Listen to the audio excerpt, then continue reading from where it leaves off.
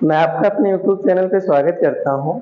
इसके प्रीवियस वाली क्लास में हम लोगों ने डीएनए की जो संरचना है यानी डीएनए की स्ट्रक्चर को लेकर के हमने आपसे डिस्कस किया था, जिसमें मैंने आपको बताया था कि जो डीएनए की संरचना होती है, जिसमें मैंने आपको न्यूक्लियोसाइड, न्यूक्लियोटाइड, नाइट्रोजनी बेसिस और फास्फेट ग्रुप के बारे में डिस्कस किया था। इसके बाद मैंने आपको बताया था कि डीएनए, आरएनए और प्रोटीन को लेकर के मैंने बताया था कि in search of genetic material कौन सा पदार्थ है जो जेनेटिक मटेरियल होता है, डीएनए होता है या आरएनए होता है या प्रोटीन होता है। इसको लेकर के वैज्ञानिकों में काफी मतभेद देखा गया कि डीएनए आनुवंशिक पदार्थ है या प्रोटीन आनुवंशिक पदार्थ है। तो in search of genetic material जो ग्रिफिथ है उन्होंने अपना एक्सपेरिमेंट दिया था on the basis of in the search of genetic material, जिसमें उन्होंने बताया था कि जो डीएनए है वही आनुवंशिक पदार्थ होता है। तो आइए देखते हैं किस तरीके से ग्रिफिथ ने अपना एक्सपेरिमेंट दिया था, और उनके एक्सपेरिमेंट का नाम है ट्रांसफार्मिंग प्रिंसिपल यानी ट्रांसफार्मिंग मेथड, जिसमें उन्होंने ई कोलाई के 2 स्ट्रेन को लिया था, जैसे मैंने बताया था या मैंने आपको प्रीवियस वाली क्लास में थोड़ा सा इंट्रोड्यूस कराया था इसके बारे में। आज हम लोग पूरा डिटेल में देखेंगे कि किस तरीके से उन्होंने 2 अलग-अलग स्ट्रेन बैक्टीरिया के लेकर के किस तरीके से ट्रांसफार्मिंग मेथड को या ट्रांसफार्मिंग प्रिंसिपल को सॉल्व किया और बताया कि डीएनए ही जेनेटिक मटेरियल होता है।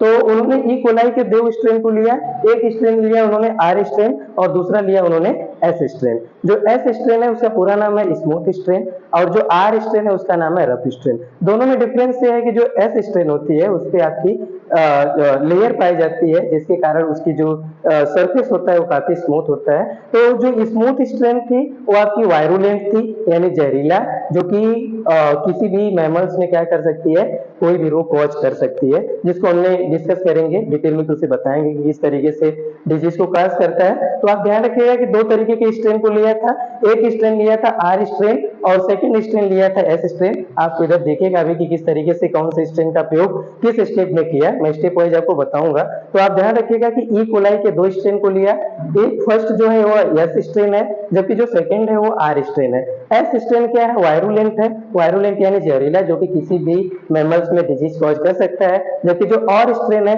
ये नॉन वायरुलेंट है यानी जहरीला नहीं है, जो किसी तरीके का डिजीज कॉज नहीं कर सकता। तो सबसे पहले उन्होंने क्या किया कि उन्होंने एस स्ट्रेन को लिया और एस स्ट्रेन को लेकर के माउस के अंदर क्या किया, माउस के अंदर इंजेक्ट कराया। तो उसमें क्या हुआ कि जो माउस के अंदर जब उन्होंने एस स्ट्रेन को इंजेक्ट किया तो माउस की क्या हो गई, डेथ हो गई। फिर उन्होंने आर स्ट्रेन को लिया और आर स्ट्रेन को लेकर के माउस के अंदर इंजेक्ट कराया तो डेड नहीं हुआ, जो कि आप भी जानते हैं कि जो आर है वो नॉन वायरुलेंट है, तो जो माउस है वो जीवित रहा। और सेकंड में उन्होंने क्या किया, थर्ड स्टेप में उन्होंने किया कि जो एस स्ट्रेन था उसको हीट किल कर दिया। हीट किल करने का सेंस ये है कि हीट किल इसलिए किया ताकि उसमें जो भी आपके पॉइजनस सब्सटेंस है वो खत्म हो जाए। तो जब उन्होंने हीट किल कर दिया तो एस स्ट्रेन को जब हीट किल करने के बाद इंजेक्ट किया तो माउस जो है कि मरा नहीं, जीवित रहा। फिर उन्होंने क्या किया कि जो फोर्थ स्टेप में जो हीट किल्ड एस स्ट्रेन था और आर स्ट्रेन था दोनों को मिक्स कर दिया, और मिक्स करने के बाद जब माइस के अंदर इंजेक्ट किया तो माइस क्या हुआ, डेड कर गया। अब आप देखेंगे कि आपके हिसाब से तो जब आपने देखा था कि जब एस स्ट्रेन लिया था तो उस समय माउस डेड हो गया था, जबकि जब आपने आर स्ट्रेन लिया था तो जीवित था।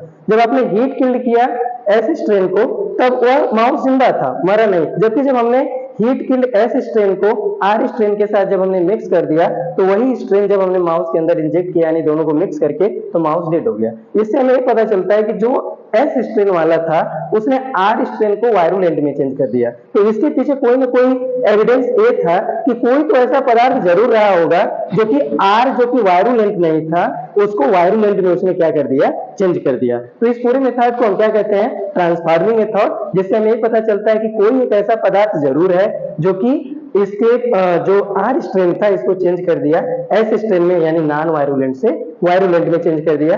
इसको लेकर के आगे भी कुछ एक्सपेरिमेंट दिए गए हैं, जैसे मैक्रियार्ड का, एवरी मैक्रियार्ड का, बावेरी का, उसमें और बेहतर तरीके से आपको पता चलेगा कि किस तरीके से जब हम सेपरेशन करेंगे तो पता करेंगे कि डीएनए आनुवंशिक पदार्थ है या प्रोटीन आनुवंशिक पदार्थ है। तो आई होप कि आपको ट्रांसफार्मिंग मेथड समझ में आया होगा कि कोई ऐसा स्ट्रेन जरूर रहा होगा जिसने आर को एस में चेंज कर दिया और माउस की डेथ हो गई। आई होप कि आपको पूरा वीडियो समझ में आया होगा। मिलते हैं अगली वीडियो में नेक्स्ट टॉपिक के साथ, तब तक के लिए धन्यवाद।